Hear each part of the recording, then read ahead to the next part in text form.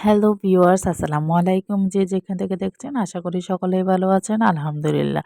আপনাদের দোয়া এবং ভালোবাসায় আমরা অনেক অনেক ভালো আছি। আজকে আরেকটি নতুন রেসিপি নিয়ে আপনাদের সাথে শেয়ার করার জন্য চলে এসেছি।